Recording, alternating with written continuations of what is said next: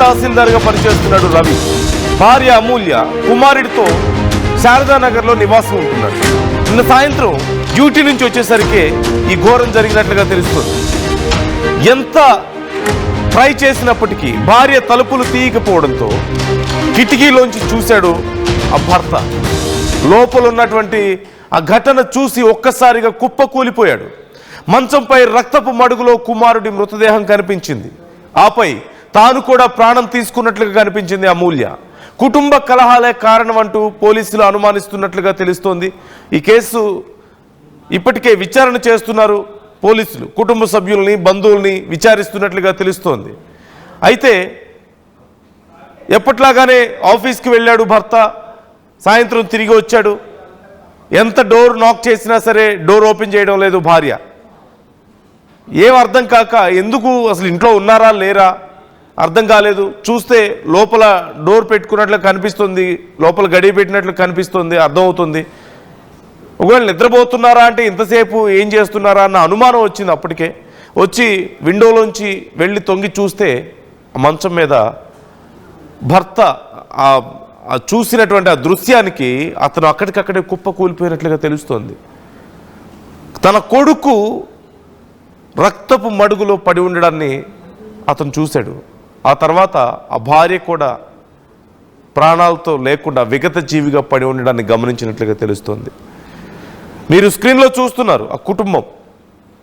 మంచి ఉద్యోగం, భార్య, ఒక కొడుకు, చూడ్డానికి చాలా ముచ్చటైనటువంటి ఫ్యామిలీ. కానీ చివరికి కన్న తల్లే కొడుకు ప్రాణాలు తీసిందంటూ తెలుస్తోంది. అసలు దీనంతటికీ కారణం ఏంటి అంటే కుటుంబ కలహాలు అంటూ సమాచారం అందుతోంది. సో డీటెయిల్స్ తెలుసుకునే ప్రయత్నం చేద్దాం. మీరు స్క్రీన్లో చూస్తున్నారు పోలీసులు అక్కడ విచారణ చేస్తున్నటువంటి పరిస్థితిని. స్క్రీన్లో ఆ ఫ్యామిలీకి సంబంధించినటువంటి ఫోటోను కూడా నేను మీకు చూపిస్తున్నాను. ఒకసారి మీరు చూడొచ్చు. చాలా క్యూట్ ఫ్యామిలీ, చిన్న ఫ్యామిలీ, మంచి ఉద్యోగం, భార్య, పిల్లవాడు అందరూ.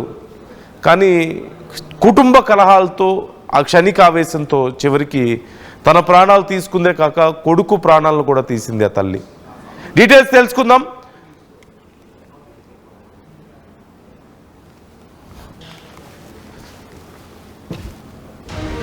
సత్యం నాయుడు మనతో జాయిన్ అవుతున్నారు, మా ప్రతినిధి.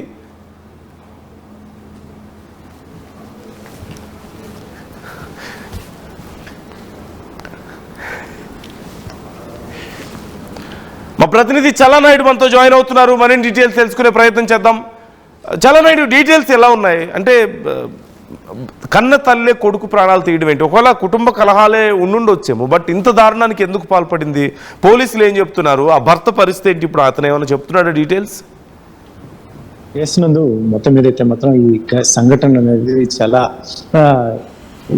ఘోరాతి ఘోరం అని చెప్పేసి చాలా మంది చేస్తున్నారు. ఎందుకంటే ముఖ్యంగా ఒక తల్లి తన కుమారుని 3.5 సంవత్సరాలు కలిగినటువంటి కుమారుని చంపిన తర్వాత తను ఆత్మహత్య చేసుకున్నట్టుగా ఇప్పటికే ప్రాథమికంగా ఒక నిర్ధారణకు వచ్చినటువంటి పోలీసులు, అందులో ముఖ్యంగా బంధువులు కూడా ఆరోపిస్తున్నటువంటిది ఒకటే, భర్త వేధింపుల కారణంతోనే ఈ రోజు అమూల్య ఈ రకమైనటువంటి సాహసానికి ఒడికట్టింది అని చెప్పేసి బంధువులు అయితే ఆరోపిస్తున్నారు. ఎందుకంటే పెద్ద ఎత్తున మేము ఎక్కువగా కట్నం కావచ్చు, అధికమైనటువంటి కట్నం కావచ్చు, బంగారు కావచ్చు ఇచ్చి పెళ్లి చేసాం 5 సంవత్సరాల క్రితం. చాలా అన్యోన్యంగా ఉండాల్సిన జంట, ముఖ్యంగా అతను కూడా చాలా మంచి ఉద్యోగం చేస్తున్నాడు, డిప్యూటీ తహసీల్దార్గా వర్క్ చేస్తున్నటువంటి ఈ వ్యక్తి ఈ రకంగా హరాస్ చేయడం అనేది మేము జీర్ణించుకోలేకపోతున్నాం. ఆ కళ్ళెదుటే గతంలో కూడా చేత్తో దాడి చేసినటువంటి సంఘటనలు కూడా ఉన్నాయని వారు బంధువులు చెప్తున్నటువంటి పరిస్థితి నెలకొని ఉంది. అయితే పోలీసులు అయితే ప్రాథమికంగా మాకు వచ్చినటువంటి ఇన్ఫర్మేషన్ ఆధారం చేసుకొని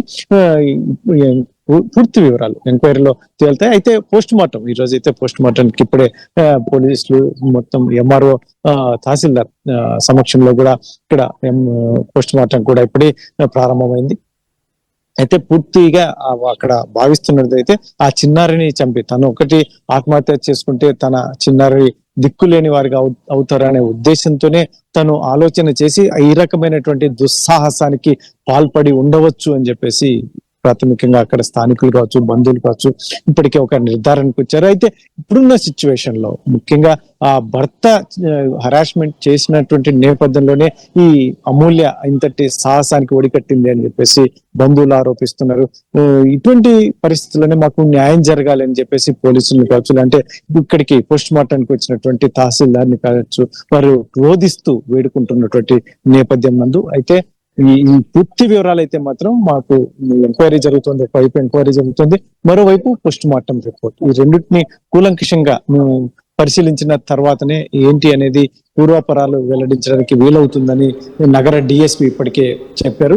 ఆర్టీవీతో ప్రత్యేకంగా మాట్లాడారు. ఎంక్వైరీ అయితే కూలంకషంగా ఎక్కడ పార్షియాలిటీ లేకుండా ఎంక్వైరీ జరుగుతుంది అని చెప్పేసి డిఎస్పీ చెప్తున్నారు. అంటే కుటుంబ సభ్యులు కానీ బంధువులు కానీ ఏమంటున్నారు అంటే భర్త తనని ఇబ్బంది పెట్టేవాడు అని కూడా మీరు చెప్తున్న దాంట్లో కనిపిస్తుంది. అంటే ఏం జరిగింది అసలు వాళ్ళిద్దరి మధ్యలో, అండ్ కొడుకు ప్రాణాలు అంటే ఎలా అక్కడ లోపల భర్త చూసేసరికి చాలా భయానకంగా ఉంది పరిస్థితి అంటూ చెప్తున్నారు కదా, అంటే లోపల సిచ్యువేషన్ ఏంటి అసలు, ఎలా జరిగింది ఇదంతా అనేది మనకి ఏమైనా తెలుస్తుంది? శారదా నగర్ లో ఒక అపార్ట్మెంట్ లో నివాసం ఉండేటటువంటి డిప్యూటీ తహసీల్దార్ ఇక్కడ ఏదైతే ఉందో సంఘటన నిన్న జరిగిన రోజు ఉదయం తను డ్యూటీకి వెళ్ళారు. మధ్యాహ్నం 1:30 దాకా కూడా ఈ అమూల్య ఉంది, ఎందుకంటే వేరే వాళ్ళతో కూడా మాట్లాడడం ఇదంతా కూడా చూశారు. 1:30 తర్వాత ఈమె ఈ రకమైన సాహసానికి ఒడికట్టింది అని చెప్పేసి పోలీసులు అయితే ప్రాథమికంగా ఒక నిర్ధారణకు వచ్చారు. ఎందుకంటే ముఖ్యంగా సాయంకాలం భర్త ఇంటికి వచ్చే సమయానికి డోరు లాక్ చేసి ఉంది, ఎంతసేపు ప్రయత్నం చేసినా తీయకపోవడంతో ఒక కిటికీ సందులో నుంచి చూస్తే తన భార్య హ్యాంగ్ చేసి ఉంది. మరి ఇంటి ఓనరు మరి ఇతరత్ర పక్కన వాళ్ళని తీసుకొని ఆ డోర్ను ధ్వంసం చేసి లోపలికి వెళ్ళారు. మరి మరొక బెడ్రూమ్ కూడా డోర్ కి సంబంధించి కూడా ధ్వంసం చేసి లోపలికి వెళ్తే అక్కడ కుమారుడు రక్తసిక్తమై ఉన్నటువంటి పరిస్థితులు, మెడ భాగం కోసి ఉంది. భార్య అమూల్య అయితే మాత్రం హ్యాంగ్ చేస్తుంది, తన చీరతో హ్యాంగ్ చేసుకుని ఉన్నటువంటి పరిస్థితులు చూశారు. అప్పటికే వీరు బంధువులు కూడా వారి తల్లిదండ్రులకు కూడా సమాచారం ఇస్తే ముఖ్యంగా వారి మేనమామ ఆరోపిస్తున్నది ఏంటంటే ఇప్పటికీ మేము చాలా చెప్పి చూసాము, బాగా ఉండాల్సిన కుటుంబం, ఎంఆర్ఓ డిప్యూటీ ఎంఆర్ఓ స్థాయిలో అతను ఉద్యోగం చేస్తున్నటువంటి నేపథ్యంలో మరి తను కాస్త అరెస్ట్ చేసినటువంటి పరిస్థితులు అయితే గతంలో మా దృష్టికి కూడా వచ్చాయి. కాబట్టి ఇది జీర్ణించుకోలేకే, ఇది ఆమె తట్టుకోలేకే చివరికి ఈ రకమైనటువంటి నిర్ణయానికి వచ్చి ఉండవచ్చు అని చెప్పేసి వారైతే ఇప్పటికే చెప్తున్నారు. అయితే మరి పోలీసులు అయితే ఎంక్వైరీ చేస్తున్నాం అని చెప్తున్నారు. కానీ ఇప్పుడు వరకు అయితే డిప్యూటీ ఎంఆర్ఓ సంబంధించిన బంధువులు ఇంతవరకు మీడియా ముందు కానీ బయటికి రాలేదు. ఎందుకంటే ఏదైనా జరగదు, ఈ బంధువులు అమూల్య బంధువులు దాడి చేసే పరిస్థితులు కూడా జరిగే అవకాశం ఉంటుంది కాబట్టి వారిని గోప్యంగానే ఉంచారు. పోలీసులు అదుపులో ఉన్నారనే చెప్తున్నటువంటి పరిస్థితులు ఉన్నాయి.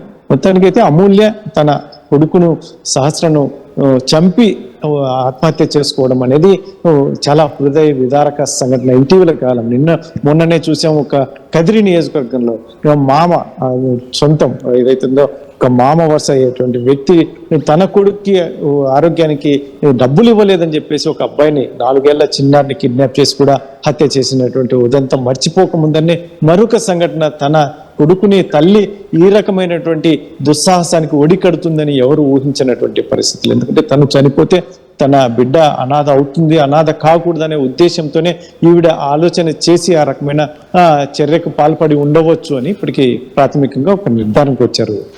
Right. Thank you Chalanaidu, thanks for the details. ఇక ఆ కుటుంబ సభ్యులు కానీ ఆ బంధువులు కానీ ఈ అంశానికి సంబంధించి అసలు ఏమంటున్నారు?